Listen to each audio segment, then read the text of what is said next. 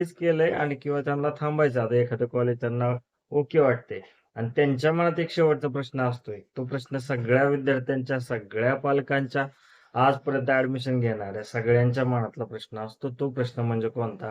की मी घेतलेलं ॲडमिशन योग्य आहे का? आता ज्यांनी ॲडमिशन घेतलंय आणि जे ॲडमिशन घेणार आहेत, त्यांना असा प्रश्न साहजिकच पडतो, की मी कॅप राउंड 1 ला ॲडमिशन घेऊन बरोबर केलं का? मी कॅप राउंड 2 ला ॲडमिशन घेऊन बरोबर करतोय का? कॅप राउंड 3 ला फ्रीज करणाऱ्यांना असं वाटतं, की अजून चांगले भेटलं असतं का? अजून ऑप्शन ट्राय करायला पाहिजे होते का? अजून एखादा राउंड करायला पाहिजे होता का? असं प्रत्येक राउंड नंतर प्रत्येक विद्यार्थ्याला वाटत जाणार आहे. आणि कदाचित अशाही खूप साऱ्या गोष्टी घडतात आजूबाजूला, की एखाद्या विद्यार्थ्याला 70 पर्सेंटाइलवरती ब्रांच भेटली नाही, दुसऱ्या विद्यार्थ्याला ते मिळून गेली. या सगळ्या गोष्टीचा पाहता विद्यार्थी थोडेसे कन्फ्यूज राहतील, की आता आपण खरं तर ॲडमिशन घ्यायला की पाहिजे की नको. सो ॲडमिशन ज्यांनी घेतलंय किंवा जे थर्ड राउंड नंतर घेणार आहेत आणि त्यांना असं वाटत असेल, की माझा निर्णय चुकतोय का काय ॲडमिशन घेण्याचा, तर त्यांच्यासाठी हा खास व्हिडिओ आजचा आहे. पहिली गोष्ट लक्षात ठेवा, 4 राउंडपर्यंत कोणीही बेटरमेंट करू शकत नाही. फ्रीजचा निर्णय तुम्हाला पहिल्या, दुसऱ्या, तिसऱ्या कुठल्यातरी राउंडला घेणं गरजेचं आहे. आणि फक्त प्रश्न एवढाच असतो, की ॲडमिशन त्याच्यानंतर माझ्याकडे कोणते चान्सेस अवेलेबल होते का? की आपण राउंड 1 ला घेतलं तर अजून 3 राउंड होते. की आपण राउंड 2 ला घेतलं तर अजून 2 राउंड होते. की आपण 3 ला घेतलं तर अजून एखादा राउंड होता. त्याच्यानंतर इन्स्टिट्यूट अशा बऱ्याच गोष्टी आहेत. Institute level seat, management quota वगैरे, वगैरे. तिथं तर विद्यार्थी कधी पण ट्राय करू शकतातच. पण आता कॅप राउंडमध्येही असं बऱ्याच जणांना वाटेल, की मी ॲडमिशन घेऊन चूक करतोय का? जर हा तुमच्या मनातला प्रश्न असेल तर तुम्हाला उत्तर सांगतो, की तुम्हाला ॲडमिशन घेऊन कोणताही म्हणजे चुकीचं वाटून घेण्याची गरज नाहीये. तुम्हाला ज्यावेळेस वाटलं, की मला माझं आवडतं कॉलेज, माझी आवडती ब्रांच मिळाली, त्यावेळेसच तुम्ही ते जाऊन फ्रीज करताय. नाहीतर बेटरमेंटचा ऑप्शन निवडताय, बरोबर आहे. जे विद्यार्थी 10% ते 20% आहेत आतापर्यंत ज्यांनी ॲडमिशन घेतलेलं आहे, त्यांना कुठेतरी वाटलं असेल, की हे कॉलेज चांगलं आहे. काही जणांना तरी त्यांच्या मनासारखं पर्सेंटाइलनुसार ब्रांच, कॉलेज मिळालेलं आहे, तर त्यांनी घेतलेला निर्णय बरोबरच असणार आहे.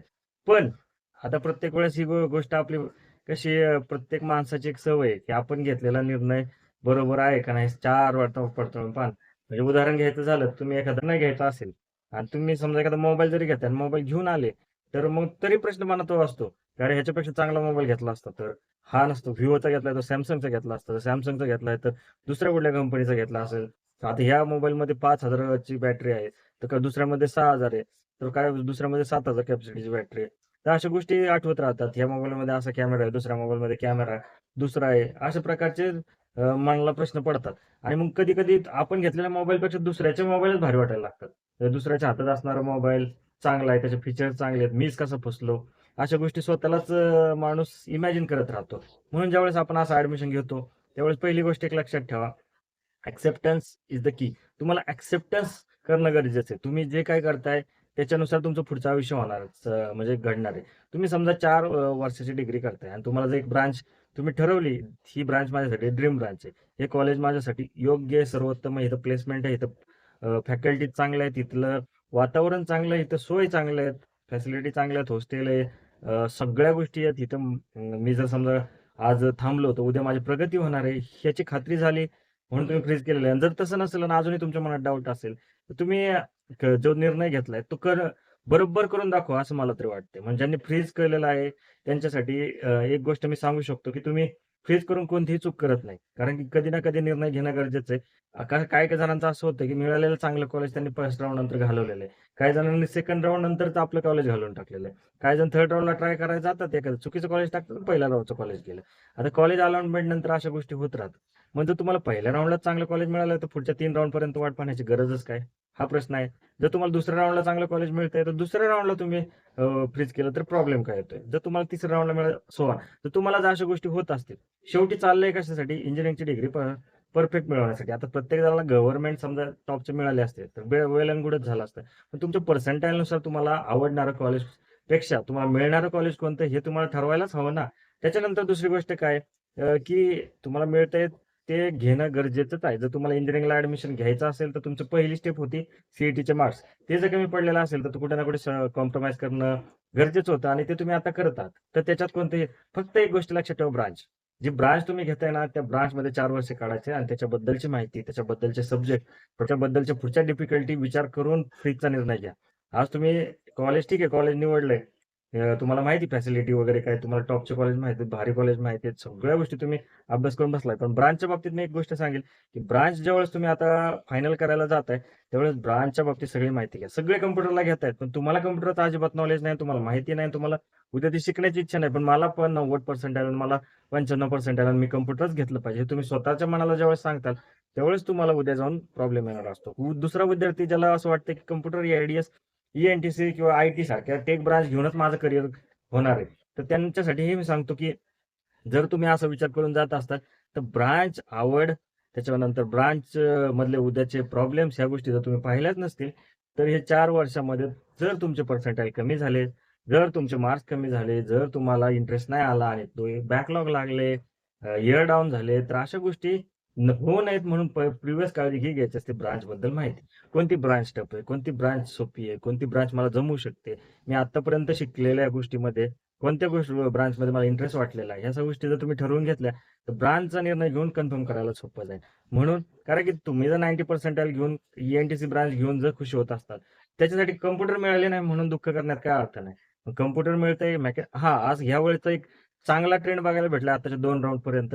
70-80% वाल्यांनी मेकॅनिकलला अप्लाय केलेलं आहे आणि त्यांच्या दोन्ही राउंडपर्यंत मेकॅनिकलचे कॉलेज मी पाहतोय. म्हणजे त्यांनी असा डिसिजन घेतला, की मेकॅनिकल सिव्हिल ब्रांच पण आहे. त्याच्या जागा रिकाम्या राहत नाही याचा अर्थ, की विद्यार्थी त्यालाही प्रेफरन्स देत आहेत. मग ह्याचा अर्थ तुम्हाला काय, तुम्हाला जर अशा विद्यार्थ्यांनी असं ठरवलं, की मला 70-80% मिळाले, तर मी मेकॅनिकल ही चांगल्या कॉलेजला शिकेन. तर त्यांचा निर्णय योग्य असणार आहे. म्हणून हे ठाम असणं किंवा आपल्या निर्णयावर ठाम असणं ही खूप महत्त्वाची गोष्ट ठरणार आहे. म्हणून फ्रीज करताना ही गोष्ट लक्षात ठेवा, की आपला निर्णय चुकला असं ज्या दिवशी तुम्हाला वाटेल, त्या दिवसापासून पुढचं इंजिनिअरिंगचं करिअर आणि त्याच्यानंतरच्या करिअरचा प्रॉब्लेम होईल. त्याच्यामुळे ज्यावेळेस तुम्हाला वाटतं, की आता थांबलं पाहिजे, मी फ्रीज केलं पाहिजे आणि तो माझा निर्णय योग्य आहे. तुम्हाला पालकांना, आजूबाजूच्या सगळ्यांना तुम्ही कन्विन्स करू शकले, की ठीक आहे, this is the college and this is the branch which I for looking for. ह्या सगळ्या गोष्टी जर तुम्ही समजून घेतल्या, तर तुम्हाला कोणतीही अडचण येणार नाही. म्हणून जाता-जाता एकच गोष्ट सांगतो, घेतलेला निर्णय तुम्ही घेतलेला आहे आणि तो सर्वोत्तमच आहे. तो बरोबर कसा, हे तुम्ही पुढच्या काळात येणाऱ्या काळात म्हणजे काय म्हणतात, खरं करून दाखवणार आहे. म्हणून मिळालेले कॉलेज असो, मिळालेलं ब्रांच असो, हे बेस्टच होतं. हे तुमच्या कॉलेज लिस्टमध्ये होतं आणि तुम्ही त्याला प्रेफरन्स देऊन त्याला काही जणांना ऑटो फ्रीज झाला असेल चुकीमुळे, काही जणांचं त्यांना घ्यावं लागलं असेल, तरीही ते तुम्ही ऑप्शनमध्ये वरती टाकलं होतं. ह्याचा अर्थ ते तुमचं प्रेफरन्समध्ये वरती होतं. म्हणजे तुमचं सगळं काही ठरलं होतं. काही झालं तरी आता आपण घेतलेला निर्णय बरोबरच आहे आणि त्याच्यानुसार आपल्याला पुढचा अभ्यासक्रम करायचा आहे. हां, ज्यांना अजूनही समजा जर तुम्ही अफोर्ड करू शकत असाल, फी भरू शकत असाल, तर तुमच्यासाठी अजून पुढचे 3 राउंड आहेत. म्हणजे जे इन्स्टिट्यूट लेव्हलचे असतील, मॅनेजमेंट कोटाचे असतील, तिथे तुम्ही डायरेक्टली अप्लाय करू शकता. अजून चान्स आहेत. पण तुम्ही तिथेही जर कन्फ्युजनमध्ये राहिले, तर तुमचा निर्णय तरी ठरवा आधी. तुम्हाला कोणती ब्रांच पाहिजे, कोणतं कॉलेज पाहिजे. हेच इतक्या सोपं आहे. फ्रीज बेटरमेंट किंवा स्पॉट राउंडमध्ये कॉलेज मिळणं, या सगळ्या गोष्टी चालत राहतील. पण तुम्हाला तुमची ब्रांच आजच किंवा स्वतःच्या मनाला तरी ठरवावं लागेल आणि कॉलेज पण माहिती असलं पाहिजे. शेवटी तुमच्याकडे चान्सेस ओपन पूर्ण सप्टेंबर महिन्यापर्यंत आहे. शेवटच्या राउंड, त्याच्यानंतरच्या हे जो 2-3 राउंड आहेत, त्याच्यापर्यंत तुमचे ऑप्शन्स ओपन आहेत.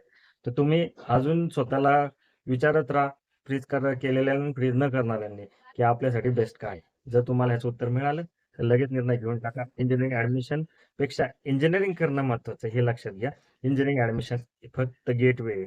पुढचं सगळं तुम्हाला अजून मेहनत आहे.